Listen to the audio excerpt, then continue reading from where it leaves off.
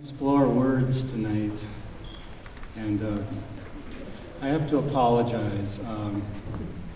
One word can really make a difference, and when we sent out the prompts, I'd like to thank Doug here and Susan Coltrap and myself. We came up with the prompt words, and the last word I put and the last prompt, and it should have been or.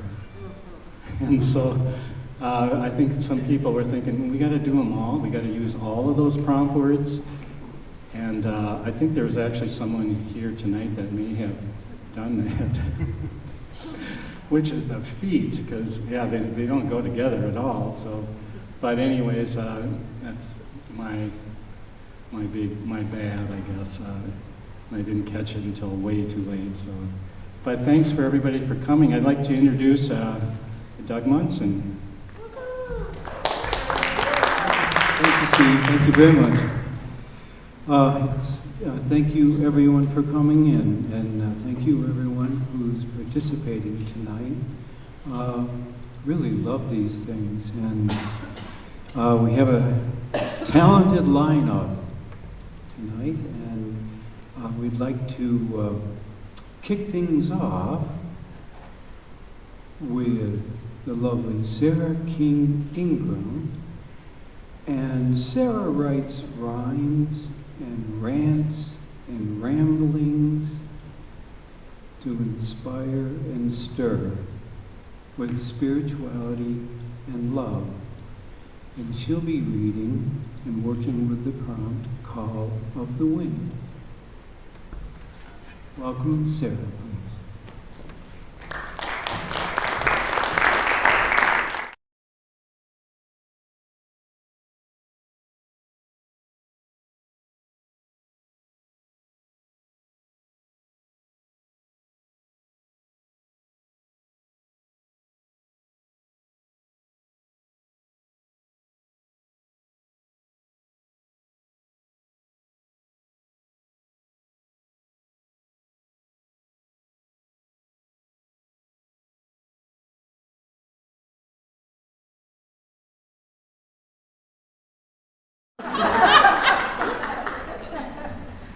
Sarah, you're still dear in our hearts, and so if you make it, we'll make sure you get up here. I'd like to invite another lovely author, Beverly Foster. Beverly's a freelance writer who started a writers group in 1992, and that spurred the publishing of 12 books. And or more. She'll be sharing how her world changed irrevocably in 1 second. Please welcome Beverly.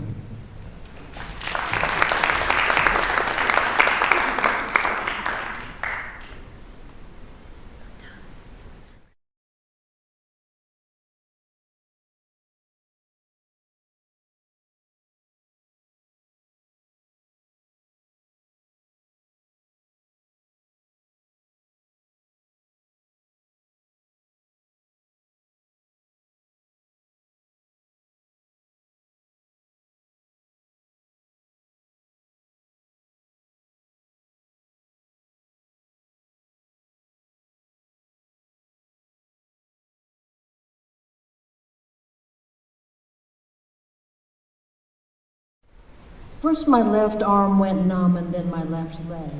I knew before I hit the floor that I was having a stroke. Almost immediately, first responders were standing over me, peppering me with questions. Dinner was burning on the stove and the phone was ringing. A friend called and said, my husband wanted to know what to tell her. I sized up the situation in a heartbeat and said, tell her the truth. I knew from the start I would need all the love and support I could get. Morgan was across the hall from me when I came out of ICU. Her family left the door open for their visit, so it was impossible to miss any of the details of her story. She was a beautiful young woman with black curls that tumbled down her back, eyes like placid blue lakes, and a mouth set in a soft O. A head injury left her with severe dysarthria, unable to form any consonants. She seemed frightened and frustrated. Her most frequent visitor was her husband, Tom, who I had mistaken to be her grandfather. When the time came for her to transfer to rehab, he tried to sell it to her by saying, "It's a big retreat center with beautiful walking trails. You'll meet lots of people there. Maybe you'll even have a roommate." He paused and then he said, "But I won't be able to visit you every day. It's too long a drive. I can only make it on Tuesdays and Saturdays." All I could do was send love her way to counter her sobs. We ended up on the same floor in rehab. I had a lively roommate who came with an entire Irish community to keep us company. Morgan was by herself. A yellow sign on her door warned against bright lights and loud noises. Nurses sat beside her and fed her her meals. Otherwise, she was alone in front of TV until Tom's infrequent visits. One day, I stopped him in the hall to introduce myself. Was it okay if I visited his wife? Young brains heal quickly, and Morgan soon developed intelligible speech, enough so we could enjoy simple conversations. I read her the newspaper in the morning, and we talked about her dog. One day, I wheeled up beside her in the hall and said, "Wheelchair race." Morgan sped off. To her delight, I let her get ahead of me and declared her the winner. We were released soon afterwards, she to a group home and I to my own home. At the rate she was going, I imagine she's walking with a cane by now, that her speech is better, and that she enjoys being closer to her family. And I've rebuilt my community along new lines. Some of the people are the same, but our roles have changed. If I have something to give, I give it with my whole heart, but now I have to ask for help when I need it. I'm always ready for friends and family. If I've only learned one thing from my stroke, it's that these brief moments we share together are all that matter.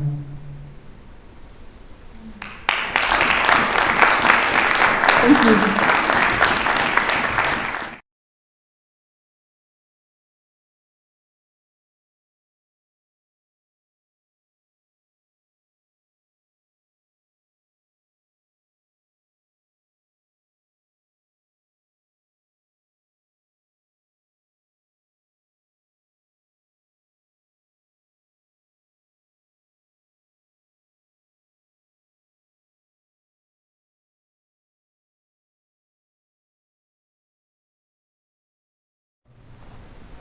Next is Jay Ingram, and Jay is a saxophonist.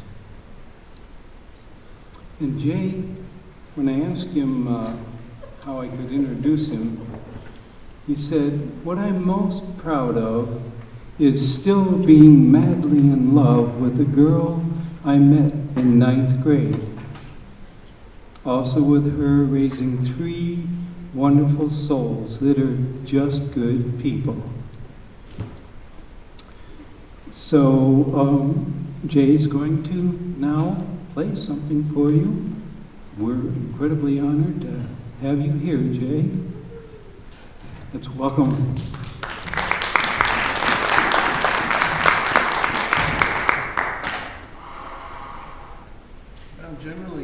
I don't generally let you see me do this. But I thought they look like nice people.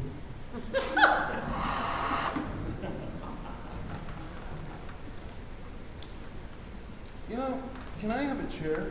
Can I do this? Yeah. I don't think I need the mic, that's for sure. But the chair?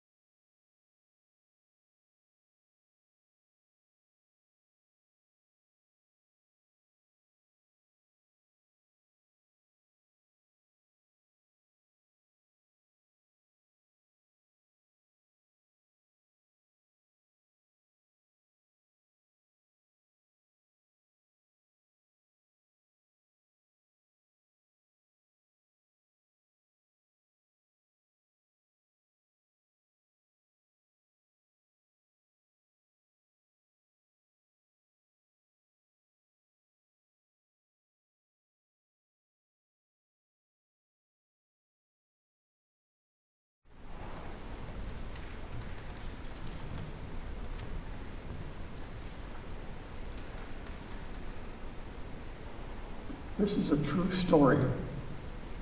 Perhaps you have experienced something similar. She was a desperately needed gift, no question about it. I was a combat soldier repurposed as a clerk, an escapee from the drudgery, filth, danger, and fatalism that was life in the jungle, now struggling with a more insidious version of it on our Vietnam fireplace. We met in early 1970 as she mingled with our crew at a gathering spot on the Song Bay River near the White Virgin Mountain, a place popular with GIs, beggar children, drug sellers, and prostitutes.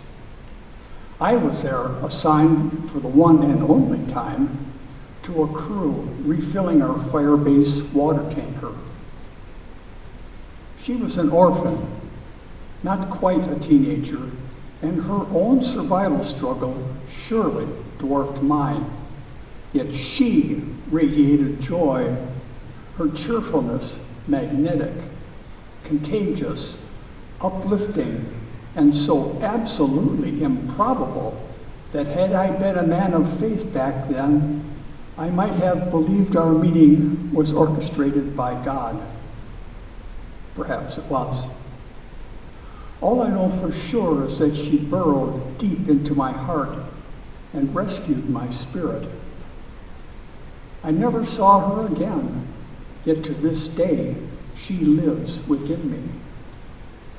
I learned she appeared whenever our crew arrived, that they informally adopted and protected her as best they could, giving her money and things they stole from the fire base, things she could sell instead of selling herself. I hope it was enough. I keep a photograph of her and me on a shelf above my computer. I don't remember who took it or why. She wears a checkered scarf over her hair, a simple blouse, a couple of cheap bracelets, hand-me-down slacks. We sit hip to hip on a dirt step leading down to the river. She is laughing. I look amused. It is one of my most prized possessions.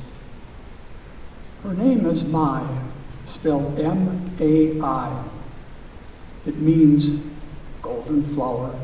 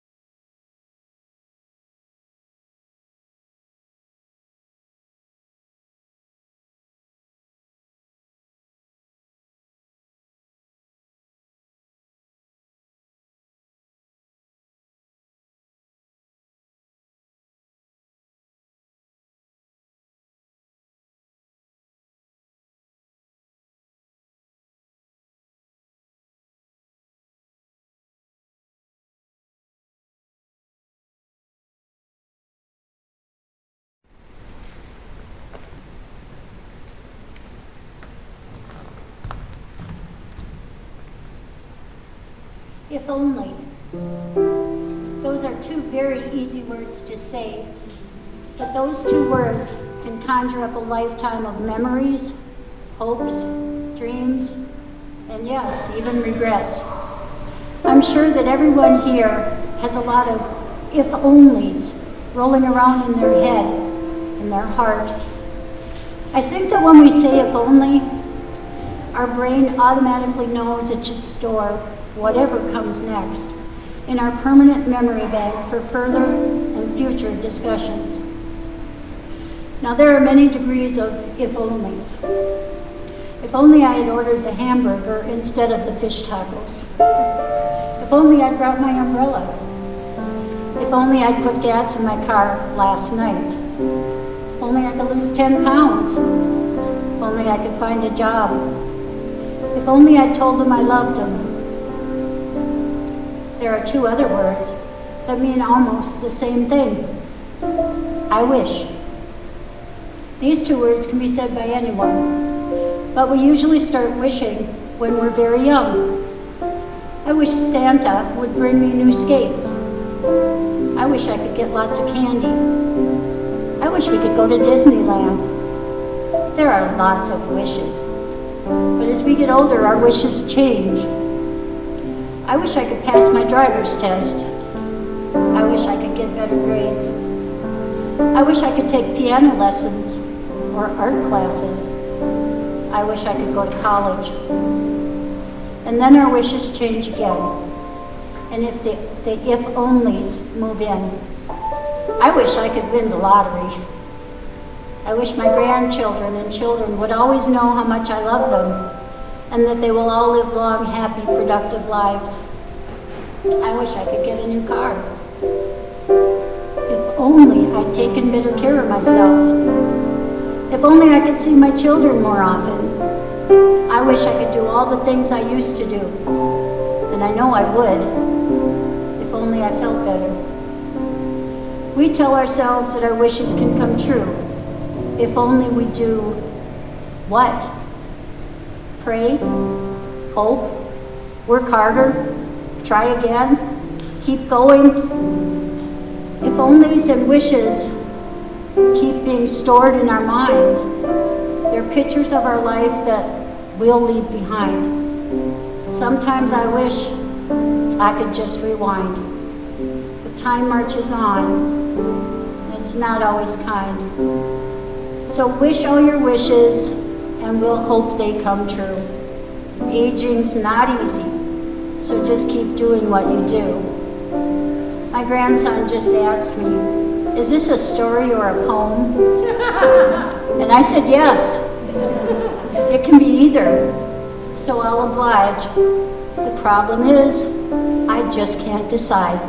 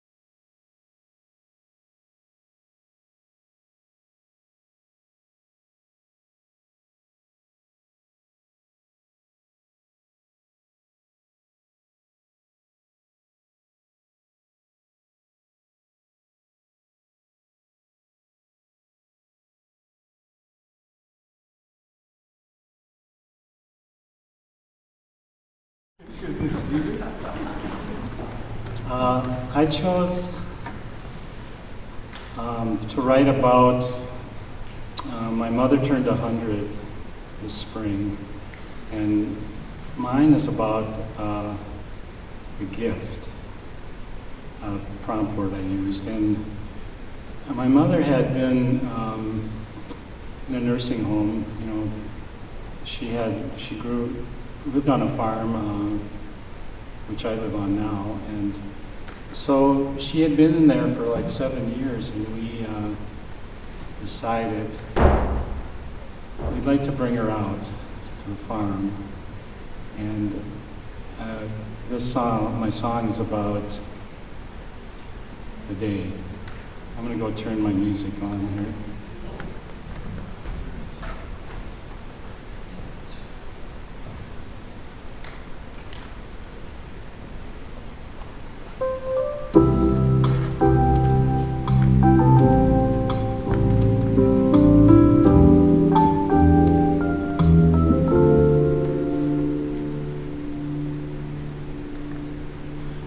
a snowy day in May, we brought you out to the farm to celebrate your birthday. It was 100 years ago. The gift you gave that day was the joy to have you home. And we knew you weren't well, still you came anyway. Then you appeared, we cheered as you came through the door. 100 years old today, you were the star of the show. We hugged you that day and talked about the past, the memories of that day will live on.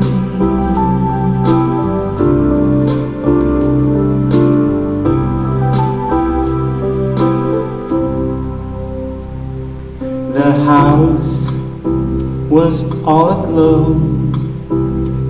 People came from far away. The snow was coming down so hard as we celebrated that day. A daughter flew in from Boston, one from Portland and LA. The great-grandchildren gathered around, brothers and sisters, old neighbors and friends. And then you appeared.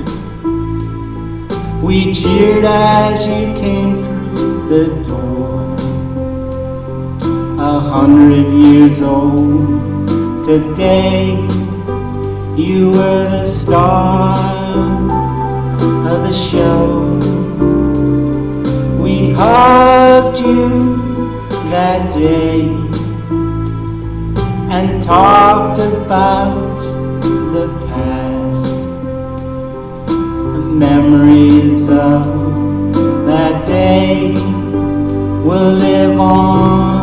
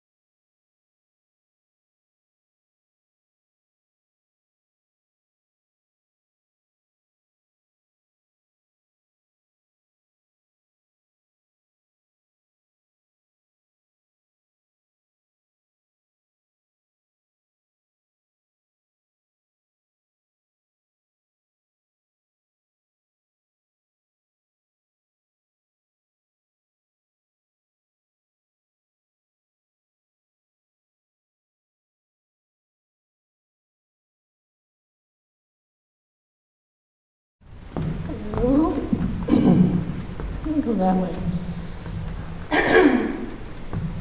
So this is from Heaven's Sweet Embrace. We're going to go back to about the time of Genghis Khan. And Monk is a young boy who wants to join the troops. And I think this fits with If Only.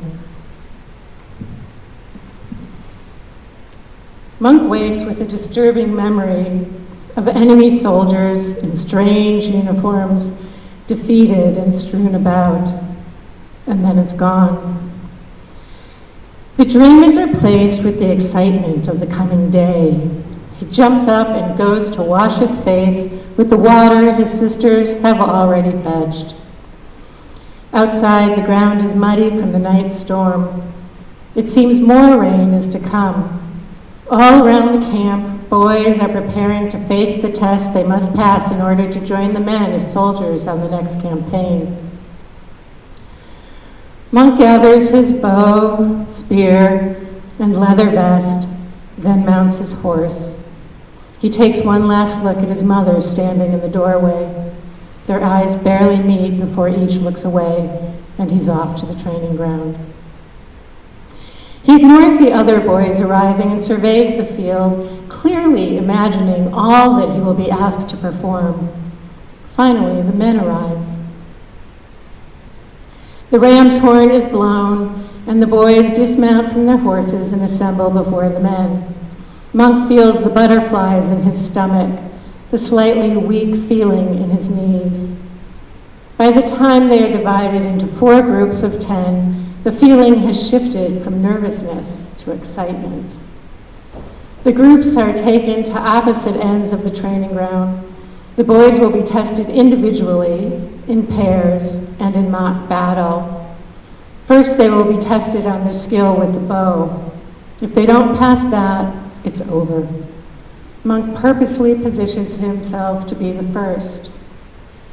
Once on his steed, he takes a deep breath before taking off at a gallop. He lifts his bow from his horse's side, pulls an arrow from over his shoulder, keeping the target in sight, draws the arrow back, aims, releases, wheels his horse around to see the result. Yes! 1 down, 9 more, and he'll have passed the first test. Monk knew all he needed was to get the first, and the rest would follow. After the 10th arrow hit its mark, he rode to where the rest of the group were waiting. He doesn't notice the bloodied blister on his thumb. He only feels the joy of success and the rush of nerves and confidence. He barely notices the light drizzle as he waits for the others to finish. By the end of the first round, his group numbers 8. His confidence builds as he passes through each test. Finally, it's time for the mock battle. Seasoned warriors fill in for the boys who have failed to advance. There are 2 groups of 10 on each side with a warrior assigned to lead each group of 10 in mock combat. He checks his lance and readies his shield. The 2 sides face each other from opposite ends of the grounds. By now, another downpour has just ended and the field is pure mud. He's wet and muddy, but it makes little difference to him. Monk looks around and realizes that he's the smallest rider, but tries not to let it shake his confidence as he listens to the leader give them orders. Suddenly, an image of his mother comes to him, and for just an instant, he wavers. Perhaps he shouldn't be in such a hurry. Perhaps he should wait another year. Just as quickly, he shakes it off in time to hear the horn signaling the start of battle. Monk is surprised at how disoriented he is in the melee and fails to hear his leader order a retreat. Then, without even understanding how it happened, he finds himself on the ground. He barely manages to get back on his feet and remount so as not to get trampled. He doesn't notice that it's blood he's wiping out of his eyes. And then, just as quickly as it began, it's over. He's disappointed and surprisingly equally relieved to learn that he failed. It was over for him when he missed the order to retreat. His father meets up with him and wordlessly hands him a cloth to tie around his bleeding head. Monk can't tell if his father is disappointed in him or not, but assumes he is, the shame spreading like a cold blanket. After tying on the cloth, he turns and races off to be alone. His tears are indistinguishable from the rain hitting his face. He doesn't even realize he's crying until he slows his horse at the edge of the woods, the horizon turning orange and yellow as he and his horse enter at a walk. When he finds the right tree, he stands on his saddle and climbs onto the sturdy branch, the ever-waiting arm of a silent listener. Only then does he let loose his emotions, sobbing with all his being, the wail of a young boy trying to be a man. It wasn't until today that he had any sense of his own mortality, that he felt just how small he is. It was dark by the time he climbed back down onto his horse, feeling empty and spent. He rode home slowly, reluctant to meet his family, reining in his horse to a walk in the hope that the evening meal would be finished by the time he arrived. He enters the yurt quietly, trying to be invisible, eyes cast downward to avoid seeing the reactions of his family. He especially doesn't want to look at his mother's relieved gaze. Without a word, he prepares his bed and lays down to images of horses moving pell-mell around him as he struggles to get back on his feet, back on his horse. Finally, through sheer will, he forces himself to turn off all the thoughts and pictures and fall asleep. Thank you.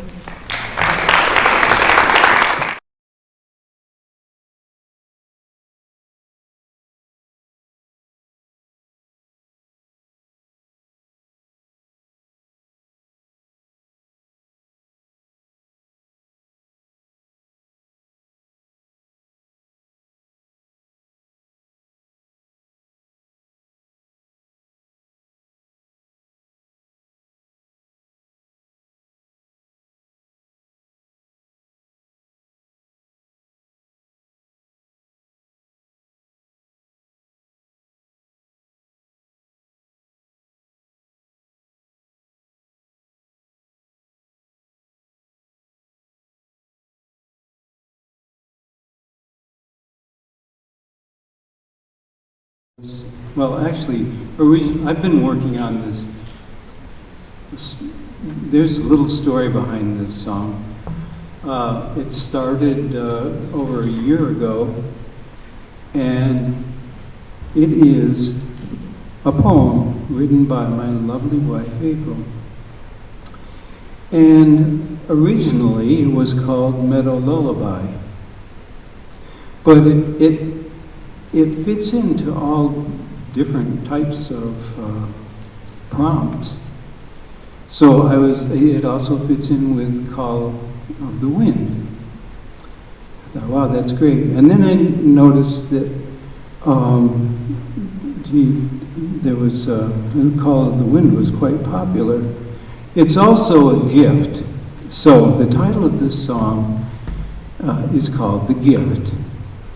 And thank you, April. This is a beautiful piece of writing, and I'm humbled to try and make it sound good. So keep your fingers crossed, sweetheart.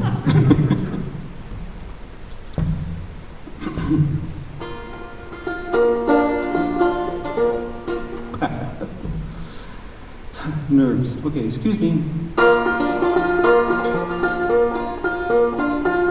Clouds drift past blue, blue background so fair, fair wind kisses brow, brow furrowed with care, and all that is within, in worlds swirling about. World's about to implode.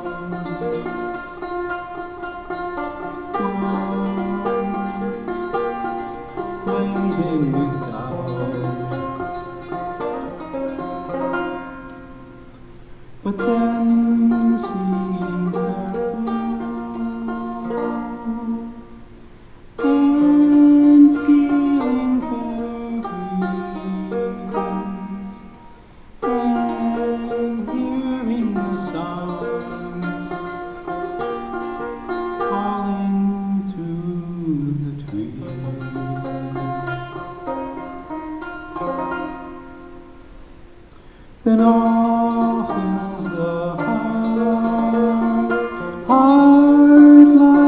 with sounds, sounds of celestial love, love knowing no bounds,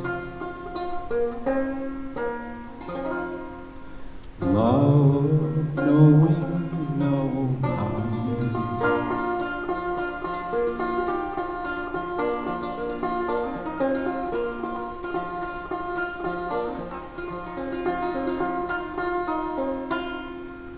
Clouds drift past blue, blue backgrounds so fair, fair winds kiss the brow, now smooth without care, and clouds drift past blue, blue backgrounds so fair. Fair winds kiss the brow, now smooth without care.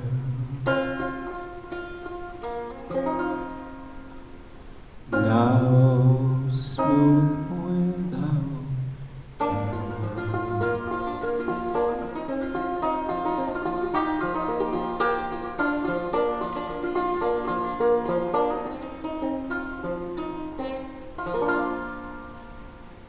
Thank you.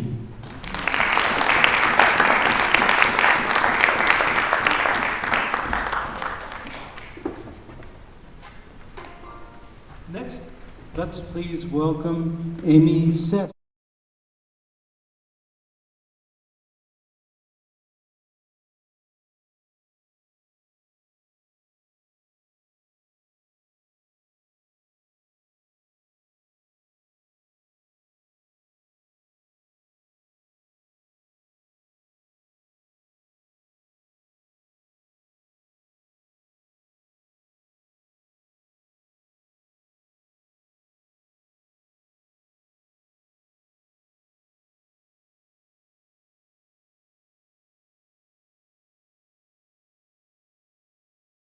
Hello, everyone. This is such a treat. I just really appreciate the Arts Consortium and everyone's words and music. What a wonderful time to share with these types of events. I think that's the way we can start to share hope and peace for our world. So I'll be reading two poems. The first one is The Anywhere Voyager. Thank you, Steve. The Anywhere Voyager. They could have gone anywhere. But it was time to come home. But home? Where is home? Why home? What is home? Anywhere, anywhere, anywhere. They could have gone anywhere. But they are on a little blue dot in the big dark void of space. Anywhere? Anytime, any place, anything, but anywhere. They could have gone anywhere.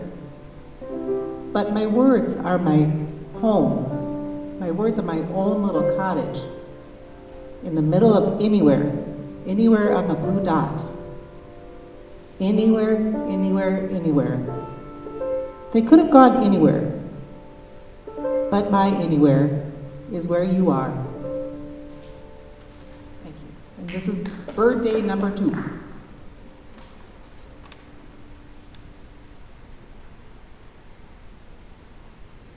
How glorious to wake up and breathe. What a gift life is. What a gift to see birds. Oh, pretty bird, sing to me.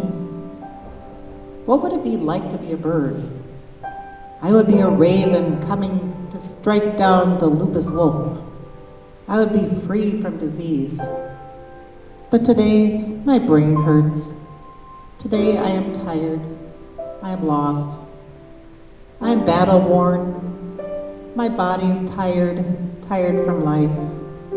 I need to tell my story. I want the world to know what lupus does.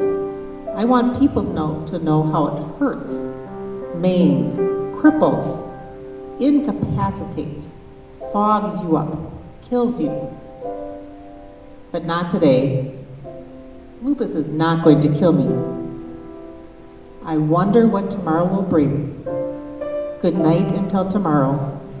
If only I were a bird. Thank you.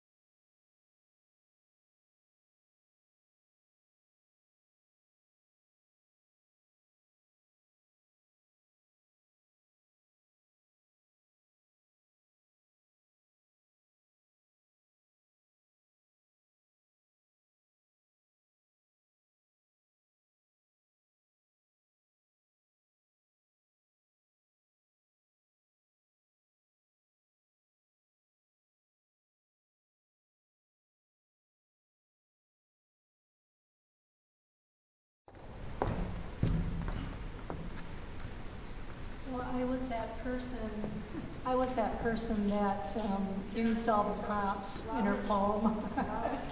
So here goes. The name of my poem is The Call of the Wind. A distant voyager blew into town, following the call of the wind and the light and the sound. Some say spooky spirits brought him there. If only they could see him with their love instead of fear. Seeing with eyes of prejudice and hate was all most townsfolks knew. Changing minds of naysayers is always a very hard thing to do. The voyager began helping the townsfolks here and there. With his great gifts of love and service, which were really quite beyond compare. The winds of change stirred stronger as these events occurred, and so opened up the townspeople's hearts with love as the winds unfurled.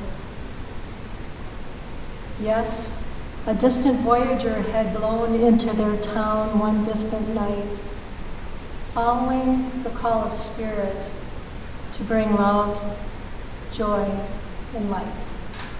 Thank you.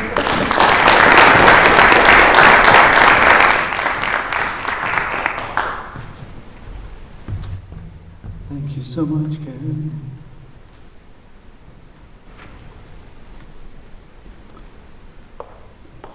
Now we'd like to welcome Stephen Smith, who is going to be sharing, I guess it's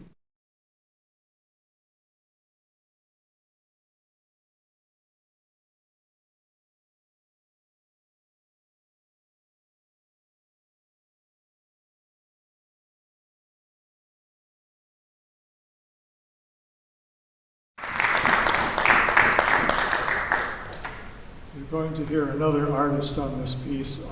I scratched out some rough chords, kind of odd chords, and Steve Kelzer got a hold of it and added his own stuff, and just a beautiful piece of music that will be backing me up, and credits go to Steve Kelzer for this musical score. So, maestro. Jason unfurls his sails, drawn by the cold of the wind.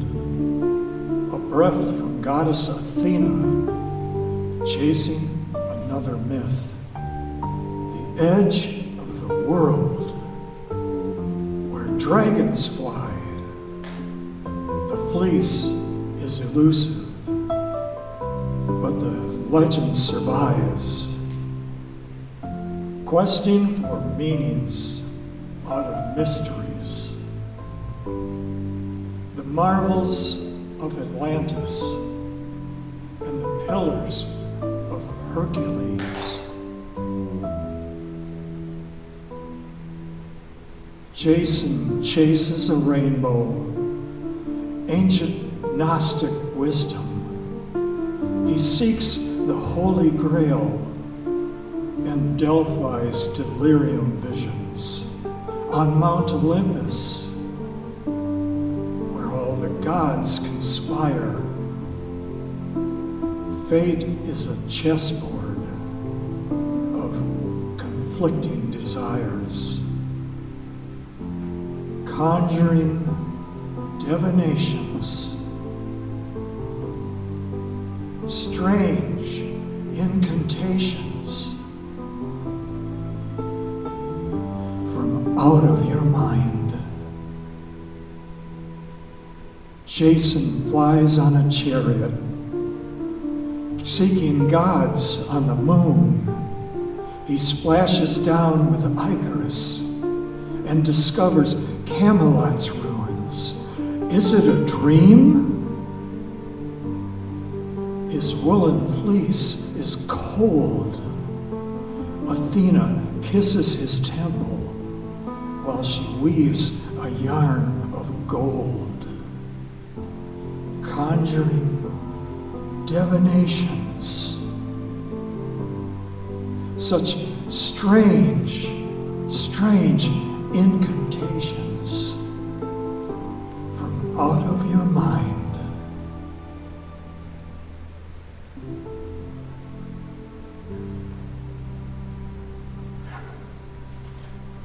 Thank you.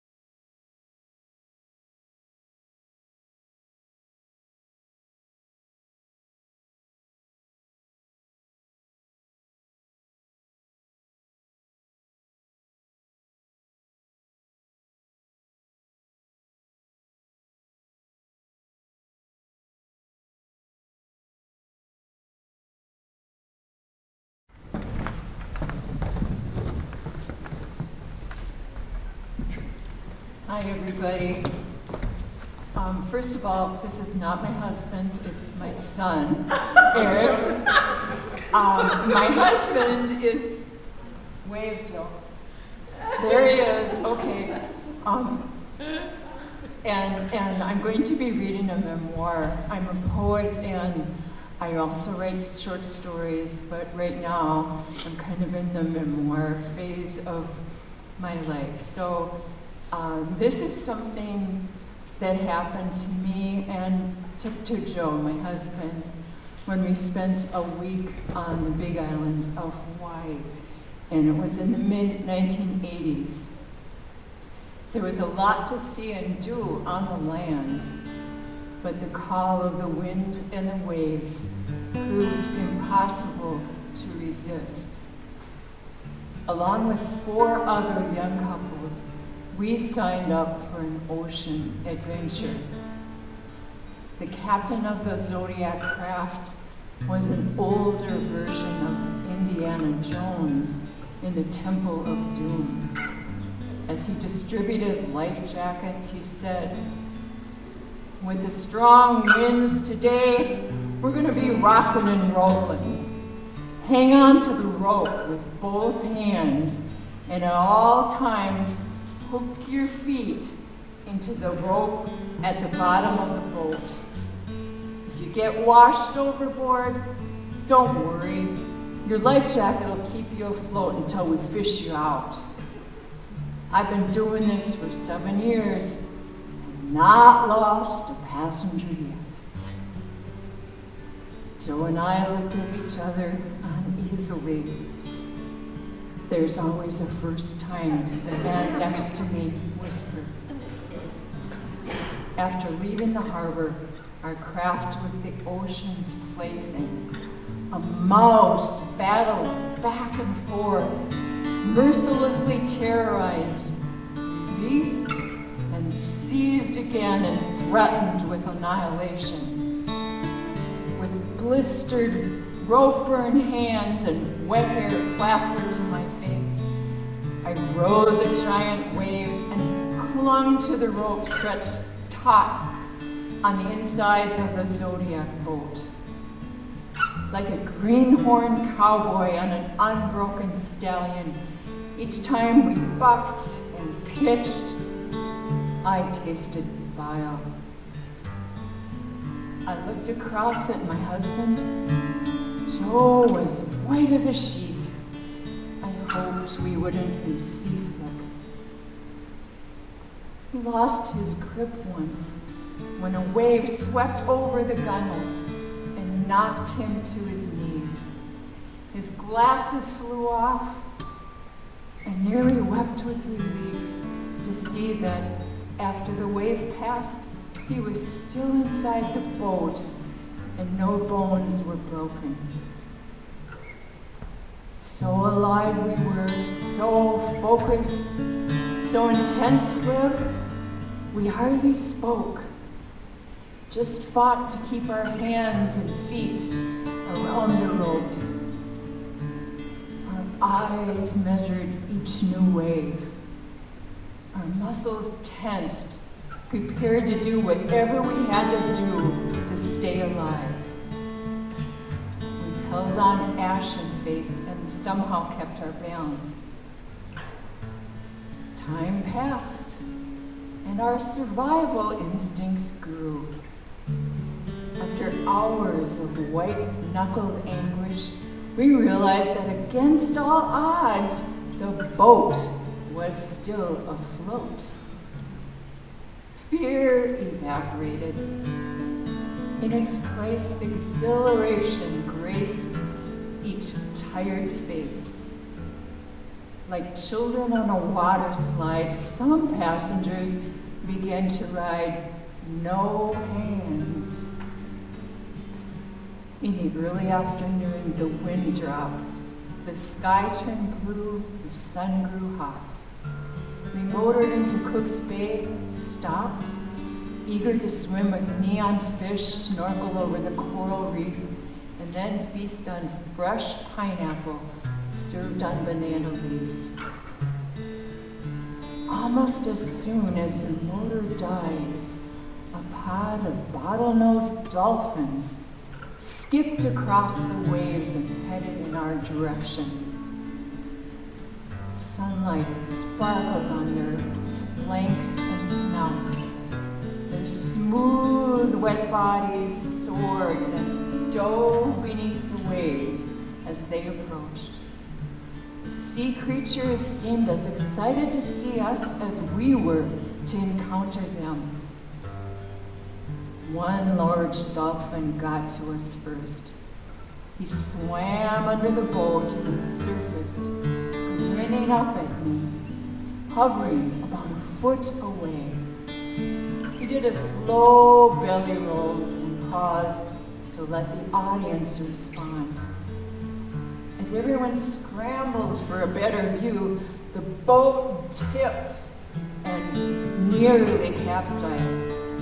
Of course, we screamed. That dolphin anticipated our reaction. When he turned to look at me, I saw intelligence and even humor in his eyes. Then, from about 100 feet away, the rest of the pod began to play. As if responding to music outside the range of human ears, 3 large dolphins leaped and twirled, then touched the surface at the same time, in the same arc, effortlessly. Other adult dolphins followed suit. Their timing and theatrics took my breath away. We cheered and clapped, awestruck by their symmetry and grace, their mastery over space. Then, as if they practiced it all day and memorized the choreography, smaller dolphins entered the ballet. They also leaped and spun and moved as one. Watching them perform, I was filled with awe. Then, a baby dolphin seized her chance to steal the show. We smiled as we watched her leap the waves. Suddenly, her body flew high above the waves and then cartwheeled down, ending in a belly flop. Everyone gasped. We shook our heads in confusion and dismay. Was the baby dolphin attacked? Was it dead? Something was very wrong. As if they were embarrassed or ashamed, the pod immediately swam away. Tears filled my eyes as they disappeared over the waves. If only there was some way to call them back. We spent another half hour snorkeling at Cook's Bay. The fish and coral were beautiful, but I kept thinking about that baby dolphin. Sorrow enveloped me like a heavy cloak. It's been nearly 40 years since that white-knuckle Zodiac voyage in Hawaii and that incredible meet and greet that the dolphins initiated. Since then, I've read about dolphins and I've watched loads of YouTube videos about marine animals. When our children were young, we took them to SeaWorld. When they were teenagers, our family swam with the dolphins in a marine research facility in Key Largo, Florida. Joe and I became PADI certified for scuba diving. While these were all memorable experiences, nothing can compare to meeting wild dolphins in their element. I'll forever cherish the memory of that day in Hawaii, the day we answered the call of the wind and the waves.